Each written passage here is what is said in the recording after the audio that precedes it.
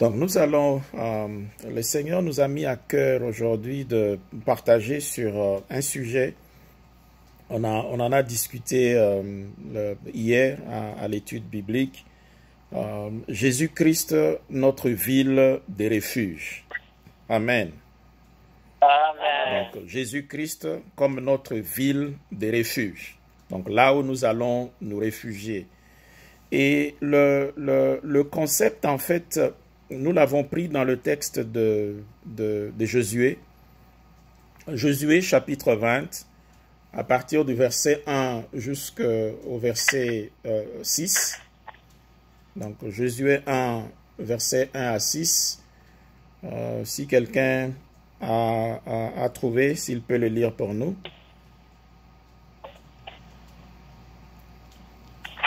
Josué, pour lire, papa. Josué, chapitre 20, verset 1 à 6.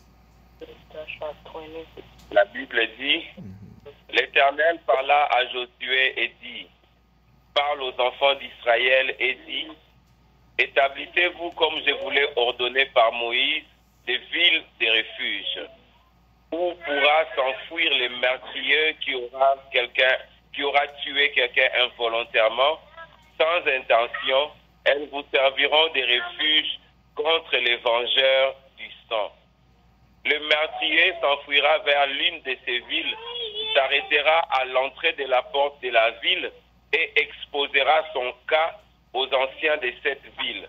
Ils les recueilleront auprès d'eux dans la ville et lui donneront une demeure afin qu'il habite avec eux. Si les vengeurs du sang le poursuivent, ils ne livreront point le meurtrier entre ses mains, car c'est sans le vouloir qu'il a tué son prochain et sans avoir été auparavant son ennemi. Il restera dans cette ville jusqu'à ce qu'il ait comparu devant l'assemblée pour être jugé, jusqu'à la mort du souverain sacrificateur, alors en fonction. À cette époque, le meurtrier s'en retournera et rentrera dans sa ville, dans sa maison, dans la ville d'où il s'était enfoui. Amen. Amen, amen. Merci beaucoup, pasteur Patrick. Lorsque vous lisez ce texte, la première chose étrange qui apparaît, c'est que comment Dieu lui-même va descendre pour ordonner que des villes particulières soient établies pour que des gens puissent se réfugier. Ici, Dieu ordonne que parmi les villes qui seront établies dans la terre promise, qu'il y en ait quelques-unes, 6 au total, qui ont été confiées à la gestion de Lévites. Et ces villes-là sont appelées des villes de refuge. Pour quelle raison? Pour que toute personne qui aura tué une autre personne sans en avoir eu l'intention peut courir ou s'enfuir vers ces villes-là. Et lorsqu'elles sont dans ces villes, même si on vient le chercher, et ici on parle du vengeur de sang, vient le chercher, on ne peut pas livrer ces personnes-là jusqu'à ce qu'elles soient jugées et que le sacrificateur qui était responsable de la ville soit mort. Amen. Amen. Donc, en fait, bon, la question, ce serait, qu'est-ce que cela a à voir avec toi, avec moi? Nous ne sommes pas juifs, nous ne sommes pas à Canaan, c'est une vieille histoire.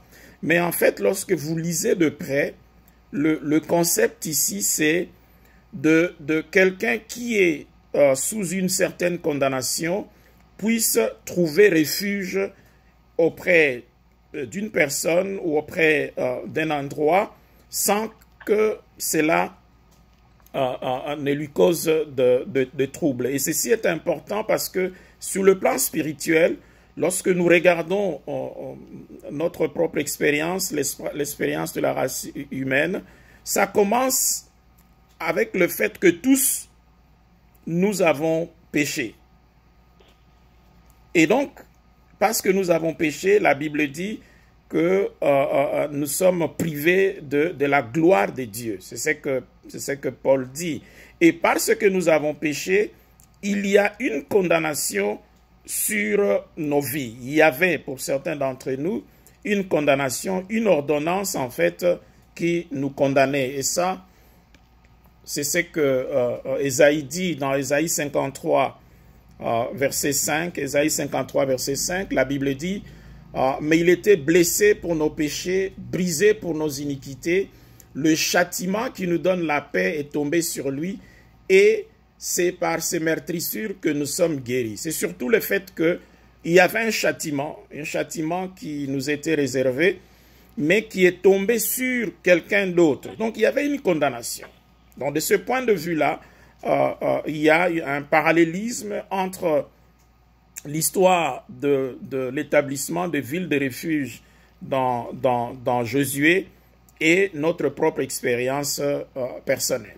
Et cette condamnation qui existe, ou qui existait pour certains d'entre nous, c'est une condamnation qui touche tous les aspects de nos vies. Ce n'est pas simplement la condamnation par rapport à la vie éternelle, mais c'est aussi la condamnation par rapport à notre santé, la condamnation par rapport à nos finances, à notre travail, la condamnation par rapport à nos familles, nos enfants, nos époux, la condamnation sur nos relations, en fait, tous les aspects de nos vies, pour certains d'entre nous, étaient sous cette condamnation-là. De ce point de vue-là, nous avions donc besoin d'un endroit pour nous réfugier. Amen. Amen. Et évidemment, parce qu'il y a une condamnation, comme dans le cas du texte de Josué qu'on venait de lire, il y a un vengeur. Ici, on parle d'un vengeur de sang, mais il y a un vengeur. En fait, il y a quelqu'un qui nous poursuit. Dans le texte de Malachie, le Seigneur dit qu'il y a même un dévoreur pour les finances. Donc, ça veut dire que à cause de la condamnation qui existe, il y a une sentence. Et pour ceux qui comme le pasteur Claude, sont familiers avec les questions juridiques, il y a quelqu'un qui doit appliquer la sentence. Et dans ce cas ici, c'est les vengeurs. C'est ainsi que, on continue à avoir des problèmes dans beaucoup d'aspects de nos vies. Et on a trouvé, humainement parlant, des moyens de refuge. Il y en a qui ont essayé de se réfugier dans l'alcool, de se réfugier dans le sexe, dans les affaires, dans l'occultisme. Même, il y en a qui ont cru qu'en ayant beaucoup plus d'argent, on peut fuir, on peut se réfugier par rapport aux vengeurs. Malheureusement, pour nous, les vengeurs nous arrivent toujours à nous trouver. Pour quelle raison? Parce qu'aucune de ces choses n'a reçu l'ordre du Créateur de nous cacher contre les vengeurs. Ça, c'est extrêmement important. L'argent n'a pas reçu l'ordre du Créateur de te protéger contre la sentence. Le travail n'a pas reçu cet ordre. Les relations n'ont pas reçu cet ordre. Et heureusement pour nous, il y a une promesse. Il y a une promesse de Dieu à travers la Bible. Lorsque vous lisez, il y a énormément de promesses de Dieu par rapport à cette protection-là dont nous avons besoin pour échapper aux vengeurs du sang, ou c'est lui qui a été chargé d'exécuter la sentence contre nous. Et cette promesse, l'une de ces promesses, c'est évidemment le fameux Jean 3, 16, où la Bible dit « Dieu a tant aimé le monde qu'il a donné son Fils unique, afin que quiconque croit en lui ne périsse point, mais qu'il ait la vie éternelle. » Amen. Donc nous avons déjà là une indication claire de Jésus-Christ comme une ville de refuge pour nous. Donc, il y a une sentence de condamnation de mort, même condamnation de mort éternelle, mais Dieu dit, je désigne mon propre Fils pour que si tu cours vers lui, si tu vas te réfugier chez lui, cette sentence de mort ne s'appliquera pas sur toi, mais par contre, tu auras la vie éternelle. Amen. Amen. Au cas où tu ne serais pas encore convaincu, laisse-moi peut-être partager ce que j'appelle le profil d'une bonne ville de refuge ou le profil d'un bon endroit de refuge. Une bonne ville de refuge ou une personne vers laquelle tu peux aller te réfugier, premièrement, doit être capable de te réconcilier avec Dieu. Amen. Amen. Parce que le problème de départ que nous avons, ce n'est pas des problèmes entre les hommes, ce n'est pas le problème avec le diable ou avec les démons ou avec quoi que ce soit. Le problème de départ que nous avons, pour lequel nous avons besoin d'une solution, c'est que nous n'étions pas en bon ordre avec le Père, avec Dieu, avec le Créateur. Et ça, c'est un problème extrêmement important parce que lorsque tu n'es pas en bon terme avec le Créateur des cieux et de la terre, bien-aimé, tu ne peux pas être en bon terme avec qui que ce soit ou avec quoi que ce soit. Amen. Amen. Parce que tout ce qui existe, existe par lui. C'est sa création et la création de Dieu répond à Dieu. Et donc, si tu es en bon terme avec un individu et que tu n'es pas en bon terme avec Dieu, Dieu peut mettre dans le cœur de cet individu des pensées de telle sorte que tu ne seras pas en bon terme avec cet individu. La création, la nature elle-même écoute la voix de Dieu. On connaît l'épisode de disciples qui étaient avec le Seigneur dans cette barque lorsque la tempête s'est levée. Il s'est réveillé et il a menacé la tempête. La tempête a écouté la voix du Seigneur. Donc, lorsque tu n'es pas en bon terme avec Dieu, tu ne peux pas être en bon terme avec qui que ce soit.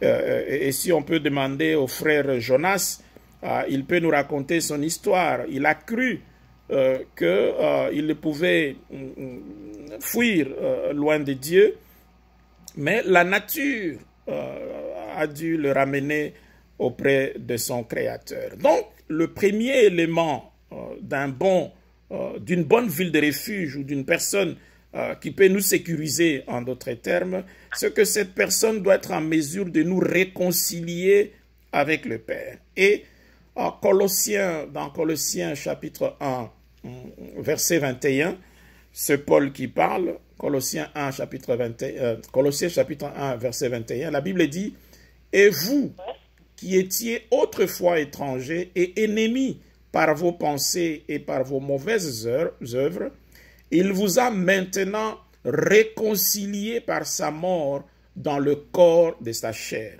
Amen. Amen. Donc ici, il y a déjà une preuve que Jésus-Christ nous a réconciliés avec le Père. Et dans Actes 4, 12, les apôtres déclarent « Il n'y a de salut en aucun autre, car il n'y a sous le ciel aucun autre nom qui ait été donné parmi les hommes par lesquels nous devions être sauvés. » Alléluia. Amen. Donc, il n'y a pas un autre nom, ni dans les cieux, ni sur la terre, ni sous la terre, par lequel nous sommes sauvés, si ce n'est le nom de Jésus-Christ. Et vous vous rappelez de l'apôtre Jean à Patmos, qui, lorsque on a amené le livre qu'il fallait briser les sceaux, on a regardé dans les cieux, sur la terre, sous la terre, il n'y avait personne qui était digne. Il s'est mis à pleurer parce qu'il a compris la difficulté qui s'est trouvée si on n'avait personne pour ouvrir le livre et d'en briser les sceaux. Il n'y avait que Jésus-Christ qui était qualifié pour cela. Amen. Donc ça, c'est le premier point. Il faut que cette ville de refuge où la personne vers laquelle nous allons nous réfugier soit capable de nous réconcilier d'abord avec le Père. Le deuxième élément important, il faut que cette personne ou cette ville soit capable d'annuler l'acte qui nous condamnait. Amen. Amen. Parce que comme on a vu, il y a un acte qui nous condamnait. Il y a un acte, il y avait une sentence parce que nous avions péché, il y avait une sentence contre nous. Et toujours dans le livre des Colossiens, ici chapitre 2, versets 14 à 15, la Bible dit « Il a effacé l'acte dont les ordonnances nous condamnaient et qui subsistait contre nous. Et il a éliminé en le clouant à la croix. Il a dépouillé les dominations et les autorités et les a livrées publiquement en spectacle en triomphant d'elles par la croix. » Amen. Amen. La semaine passée ou le dimanche passé, on a célébré la résurrection. Donc, l'une de réalisation ou l'un des bénéfices de la résurrection, c'est justement le fait que par sa mort et sa résurrection, Jésus-Christ a effacé l'acte dont les ordonnances nous condamnaient. Et ça, c'est extrêmement important. Donc, ça veut dire que s'il y a une condamnation,